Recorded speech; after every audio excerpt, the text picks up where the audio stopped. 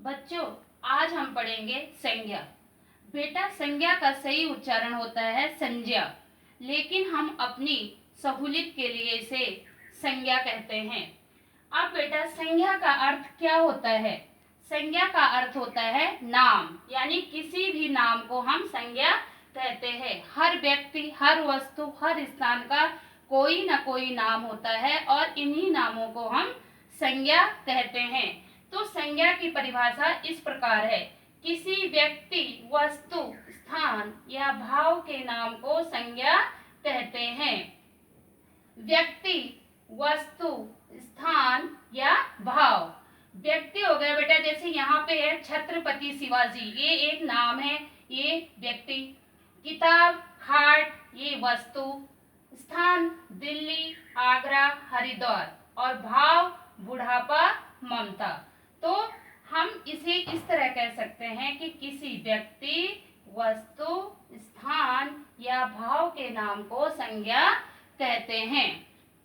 अब बेटा, संज्ञा के भेद। संज्ञा के कितने भेद होते हैं? तो संज्ञा के 3 भेद होते हैं। पहला होता है व्यक्तिवाचक संज्ञा, दूसरा होता है जातिवाचक संज्ञा और तीसरा होता है भाववाचक संज्ञा।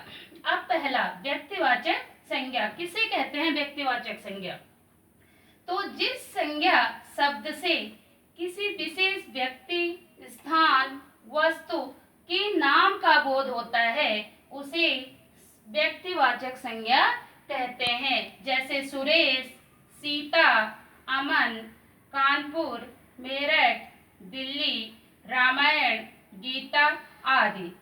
ये किसी न किसी व्यक्ति का, वस्तु का या स्थान के नामों का यहाँ पे हमें बोध हो रहा है, तो यहाँ पे होता है व्यक्तिवाचक संज्ञा। दूसरी होती है बेटा जातिवाचक संज्ञा। अब जातिवाचक संज्ञा क्या होती है? तो जिन संज्ञा शब्द से किसी व्यक्ति, वस्तु या स्थान की संपूर्ण जाति का बोध होता है, अर्थात पूरी जाति का बोध हमें होता है, उसे जातिवाचक संज्ञा कहते हैं। जैसे शेर, घोड़ा, बिल्ली, पुस्तक, पेंसिल, साधु, मनुष्य आदि। यहाँ पे इन सभी के क्या हो रहा है? जाति का बोध हो रहा है, तो इसे हम जातिवाचक संज्ञा कहेंगे। अब बेटा, जातिवाचक संज्ञा के 2 उपभेद होते हैं। जातिवाचक संज्ञा के 2 उपभेद होते हैं। पहला होता है समुदायवाचक संज्ञा और दूसरा होता है द्रव्यवाचक संज्ञा।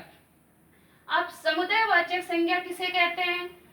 तो जब कोई संज्ञा शब्द किसी एक व्यक्ति के स्थान पर समूह या समुदाय का बोध कराती है, यानी किसी एक व्यक्ति का नहीं बल्कि किसका? एक समूह का या एक समुदाय का बोध कराती है, उसे समुदायवाचक संज्ञा कहते हैं। जैसे भीड़। अब बेटा, भीड़ एक व्यक्ति से तो होगी नहीं, जब वहां पे खूब सारे लोग होंगे तब भीड़ होगी।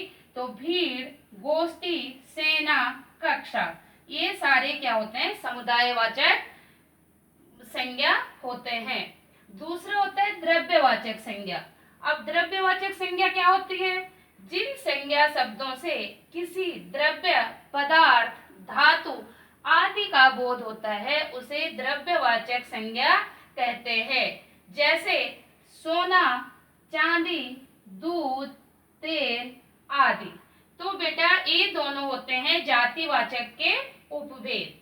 तीसरा होता है भाववाचक संज्ञा। अब भाववाचक, भाव क्या होता है? भाव को बेटा हम देख तो सकते नहीं, सिर्फ उसे हम क्या करते हैं? महसूस करते हैं। तो भाववाचक संज्ञा किसे कहते हैं? जिस संज्ञा शब्द से किसी भाव, गुण, दशा, व्यापार आदि का बोध होता है उसे भाववाचक संज्ञा कहते हैं। जैसे बुढ़ापा, बचपन, थकान, प्यास, हरियाली, गरीबी आदि, ये भाववाचक संज्ञा होती है। तो बेटा, आज हमने इस क्रियाकलाप के द्वारा संज्ञा और उसके भेदों को पढ़ा। क्रियाकलाप से पढ़ने से बेटा यह आसानी रहती है कि हमें कोई भी चीज जल्दी से और अच्छे से समझ आ जाती है।